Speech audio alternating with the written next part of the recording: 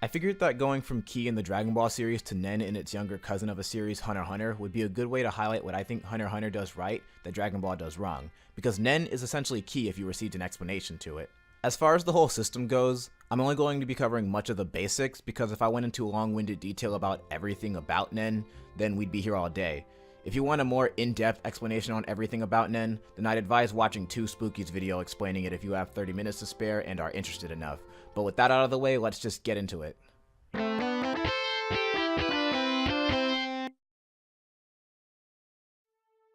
Every living human possesses an aura, which is best defined as a person's life energy that is essential for them to survive.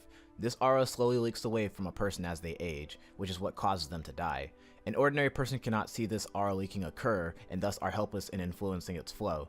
In order to reduce the leaking of a user's aura, they must master the use of Nen. Nen is best described as an individual's ability to manipulate the flow of their aura through their aura nodes by using the power of their minds. It takes an exceptional amount of training or an exceptional amount of talent for a person to be able to open up their aura nodes and allow them to use Nen. Through manipulation of an individual's Nen, they essentially gain access to a psychic force that allows them to use their aura to influence themselves or the environment in a variety of ways. It is also important to note that people who cannot use Nen to control their aura cannot see Nen. Nen acts as a barrier to protect its user from damage and also makes a powerful weapon. There are 6 different categories for the properties of Nen. Enhancers typically use their Nen to strengthen themselves or objects. They generally have the greatest strength and defense out of any other Nen category, and their abilities are typically simple and straightforward, often relying on sheer force. Transmuters are capable of using their Nen to alter its qualities, enabling them to change its shape or its properties to resemble other substances like electricity or gum. Emitters are Nen users who are best at separating their Nen from their bodies, which can come in different forms such as firing a projectile or creating an entity that you can control to your will. This is not to be confused with the next category of conjuration, which allows you to create objects using your Nen, not entities. Conjurers use their Nen to create physical and independent objects using their aura. These manifested objects can be controlled by will of their user or even be given unique properties. Additionally, conjured objects can be seen by ordinary people despite being made of Nen. Manipulators are capable of using their Nen to control living things or objects by pouring their aura into them and then controlling that aura. Manipulation of living things is often aided by additional conditions or objects to increase their effectiveness.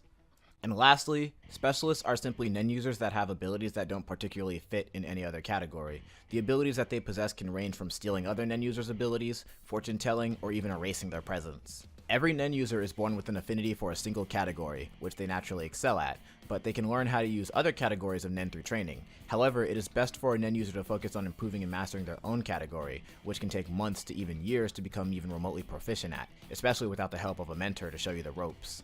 The best way to know what category of Nen you fall into is through Nen divination. Basically, you grab a glass of water, place a leaf in it, place your hands on both sides around it, and increase your Nen output. The resulting effect that occurs in the water and leaf will serve to identify a Nen user's category. If the water increases in volume, they are an enhancer. If the taste of the water changes, they are a transmuter. If impurities appear in the water, they are a conjurer. If the color of the water changes, they are an emitter. If the leaf moves along the water's surface, they are a manipulator. And if a completely different change occurs, they are a specialist. But the greatest thing about Nen, that not many other shows that I've seen has done, is giving the user free reign over how they can craft their ability within limited parameters for balancing purposes. For instance, in Naruto, you can craft your own jutsu, but more often than not, it's just a variation of an existing jutsu, and you'd likely be better off just improving an existing jutsu anyway. But for the most part, people's techniques are just passed down from generation to generation.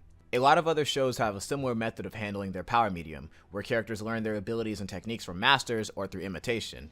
Even Yoshihiro Togashi's original work, Yu Yu Hakusho, somewhat incorporates this, with Yusuke being taught stronger variations of his spirit gun technique from his master Genkai, who also uses the same technique. In Hunter x Hunter, a person's ability is a personal expression of their individuality, and copying someone else would compromise that individuality, which is why only one person who copies abilities is any good at it, yet he's going through an identity crisis because of this. But the idea of creating your own power is like one of the coolest things to me. It reminds me of all those shitty fan characters with blatantly overpowered and boring abilities, but it's really cool because a lot of people would like to come up with their own powers and how it works, and the system has a lot of ways of balancing out those powers in order to make sure that no character is too strong. Basically, you see this chart? This chart displays to the viewer the relationship between the different Nen categories. I don't want to go too much into detail, but just know that the further the category is away from your own, the less practical it is for you to take the time to learn it, because that time would be better spent just learning your own type. A few characters in the series have made the mistake of speccing into the wrong skill tree for their ability. It's also important to note that for conjurers and manipulators, learning an ability in the specialization category is only a 1% probability, despite the relationship that the chart presents. The way this balance manifests itself is in allowing people to craft their abilities to their liking, while also somewhat limiting them to their capacity to turn their vision into a reality. The ability usually has to relate to the user in some way as a sort of reflection of their personality or experiences. Like how Kurapika crafts his ability to conjure and manipulate chains because he believes that there are people at large who need to be chained to hell. His words, not mine. Or how Gon's ability is childish to match his personality. Or how Killua is only able to use electricity because he was tortured as a child.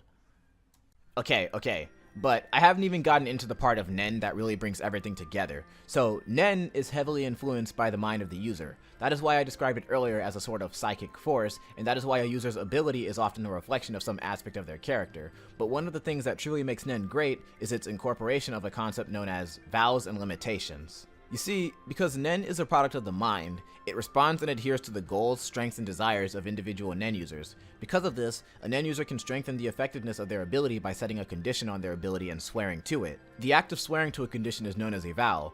The limitations and conditions a user can set can be as restrictive as saying, I can only use this ability when it's raining, or I can only use this on Wednesdays, to being as wild as, if I break this condition, I'll die on the spot.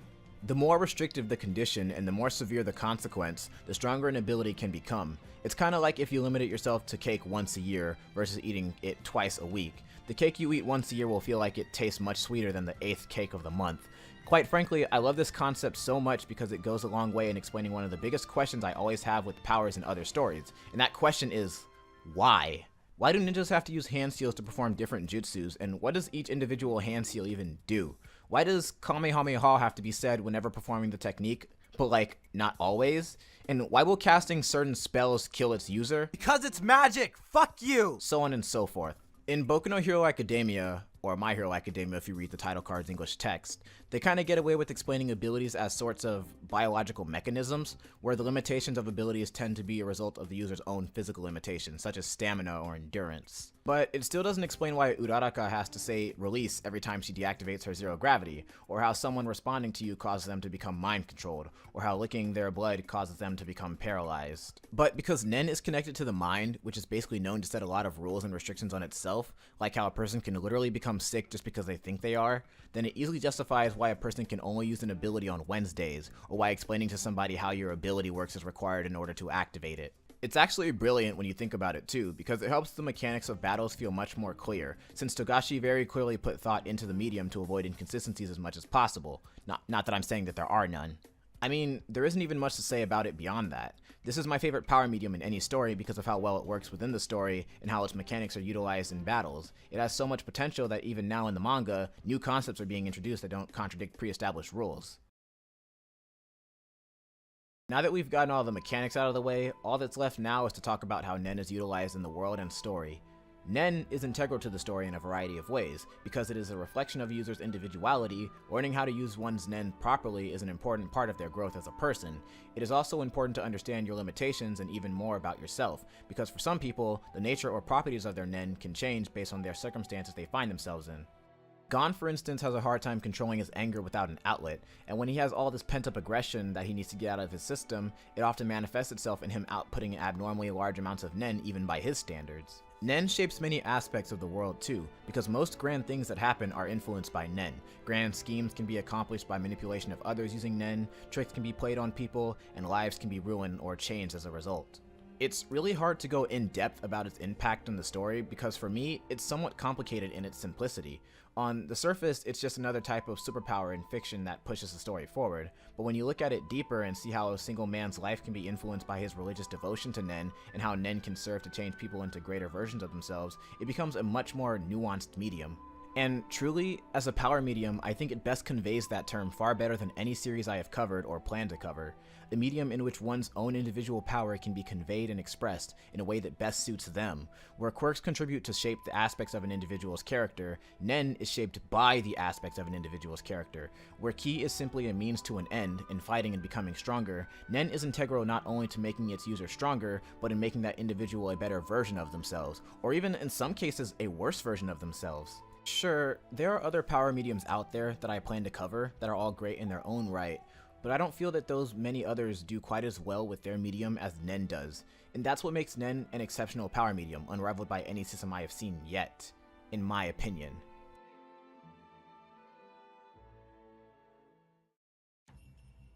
Now, while Nen is a great power medium, it is not a perfect one. There aren't many power mediums that are, certainly not in any shonen series, and I do have a couple of problems with Nen.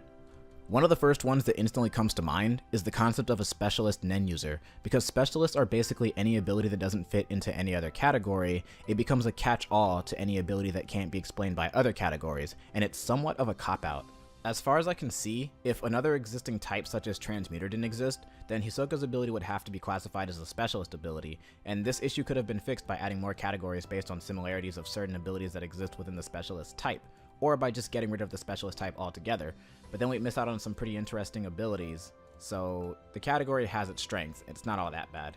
I would also say that it kind of bothers me how there's a little bit of overlap with abilities to an extent, like how Krollo has to conjure a book to use his ability and how electricity could be generated via transmutation or conjuration, or how conjuration and emission can be confused for one another because of similar uses. For a good while, I thought that Zeno's Dragon Head technique was an emission ability because he was shown propelling it at a distance, but because it never actually left his body and he was changing the shape of his Nen to resemble a dragon, it still fits as a transmuter ability, but there's still that confusion that can come from that. The categories are somewhat loosely defined in a way that allows certain abilities to vaguely fit into other categories. But it's fine, it's fine. There's also a sort of barrier to entry in the medium for the audience though. Have fun pressing A for every tutorial each time a new concept is introduced before you get to see it in battle. I feel as if Nen is pretty over-explained. Where Dragon Ball doesn't explain anything about how its power medium works, Nen explains way too much, and the information dumps can feel overwhelming at sometimes. I actually was very confused about Nen the first time I watched the series and couldn't keep up with all the new terms. All the information dump does come with payoff of understanding the mechanics of the fights, but at the risk of losing the audience's interest and attention. Lastly, there's also the contrivance factor with how Nen can be utilized in some ways primarily in a narrative sense. For instance, there are two distinct instances where Gon gets one of his arms torn off, only for some Nen-related plot device to come in and fix his arms with no consequence. Kind of undermines the stakes of the situation when you think about it, and the specific ways that it happens are all just too convenient, and with one of them having literally no foreshadowing at all. And then in regards to the same person, Gon finds himself unlocking an ability that basically makes him overpowered, with a huge drawback, and this one is less bad because there was a legitimate foreshadowing aspect to it, but I think that how Nen works and how the story handles the aftermath of his ability just makes it all feel a bit ham-fisted. It especially gives you that same contrived feeling of Super Saiyan where, even though there was foreshadowing, the power boost it provides is still all too convenient considering how little work was demanded for the user at the time. All it took was them getting mad. And that's about all I have to say on Nen. So, hope you enjoyed the video. This is Silverbean. If you like this video, then doing that thing that ensures you'll see my next video would be appreciated. And have a good day. Bye. God, I suck at outros.